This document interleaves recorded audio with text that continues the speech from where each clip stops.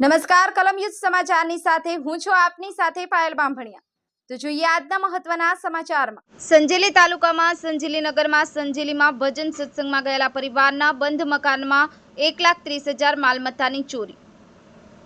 સંજેલી ખાતે રહેતા ગોવિંદભાઈ લક્ષ્મીનારાયણ લખારા તેમજ તેમના પત્ની સાથે શાળાના ઘરે સુંદરકાંડના પ્રોગ્રામને લઈ અને ભજન સત્સંગમાં સંધ્યામાં ગયા હતા। પોતાની ધર્મપત્ની સાથે ત્યારે ગત રાત્રે ચમારિયા રોડ પર રહેતા રહેણાંક વિસ્તારમાં ચોરોએ બંધ મકાનના તાળા તોડી નાખી અને ચોરીની ઘટનાને અંજામ આપ્યો હતો।